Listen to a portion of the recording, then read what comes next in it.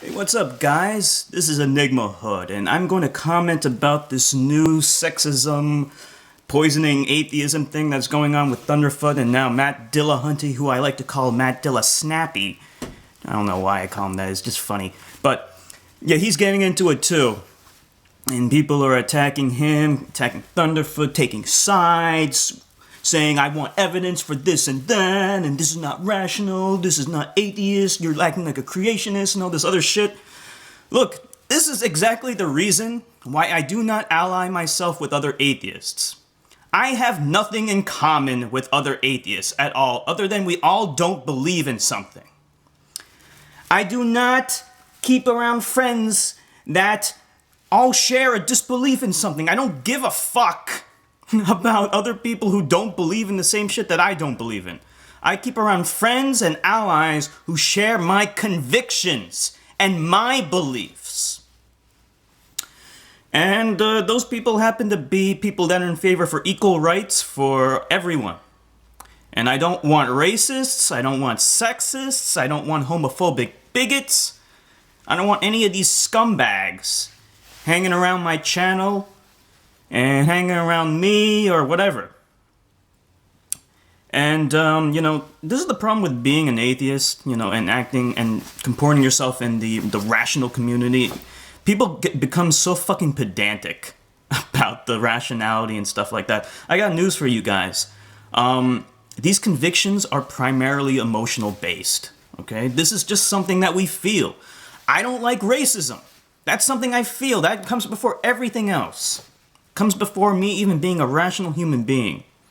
And for these feminists, hating sexism is a very, very emotional thing. After all, it is hate. Hatred of bigotry, of discrimination. It's emotionally based. So you can't just really blame them for being strong with their convictions and acting in accordance to that goal. That is how I view human beings as. We have goals and then we do objective things to attain that goal. And there's been a lot of controversy over the censorship and blocking people, and then you have the Matt Dillasnappy. I like to call him Matt Dillasnappy. By the way, I'm not a big fan of Matt Dillahunty. Mostly because his personality reminds me of my own, and I do not like to keep around friends that have the same personality as me. But that aside, he's like, trying to justify, blocking people and stuff like that. Look, it's a simple matter of this. You have a goal, and if that goal is eliminating sexism, then it makes sense to do everything that you can in order to accomplish that goal.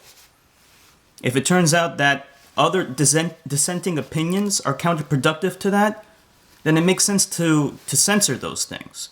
Okay? America's no different. America did the same exact thing during the American Civil War. Do you honestly think that America allowed dissenting opinions and sympathetic voices to the Confederacy?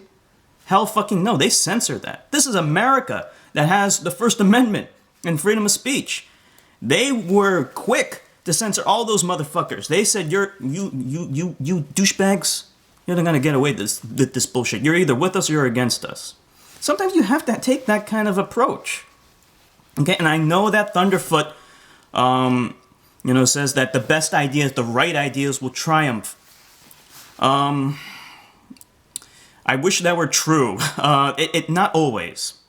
Not always, because the majority, for example, is wrong, can be wrong.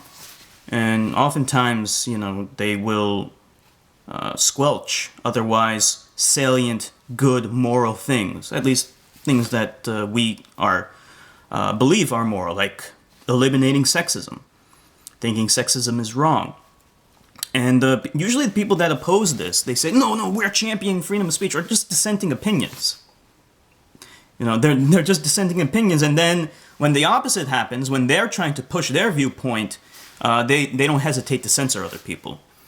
This happened with the racism bullshit that was going on before with Fringe Elements. All of his subscribers were trying to flag my videos, and that's why one was age restricted.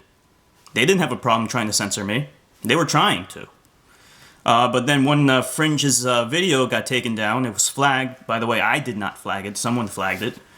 and it was taken down. Then they accused me of censorship and saying, oh, you don't believe in freedom of speech, blah, blah, blah. Oh, this is human nature, okay? People have goals, and they have convictions that are emotionally based, and they will do everything they can in order to accomplish that goal.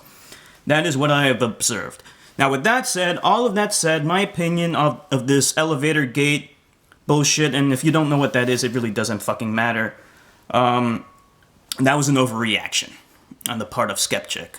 You know, I've heard this story a million times from everyone, including Matt Dillahunty, and he described it exactly as I thought it turned out, and yes, it was an overreaction. Basically, some guy asked out Skeptic when she was on the elevator for some coffee, and then she was kind of freaked out about that, and then went nuts. And then Matt Dillahunty said, "Oh no, wait a minute. He was acting kind of creepy and not engaging in the conversation downstairs or whatever." That doesn't fucking matter, okay? Maybe he's shy.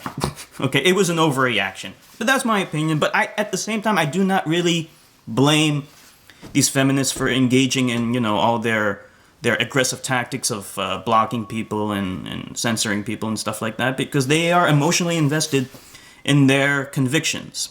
Okay, there's some things that you just can't be totally 100% rational about. If you have a goal, you're going to work towards that goal and try to accomplish it by any means necessary. This is Enigma Hood signing off.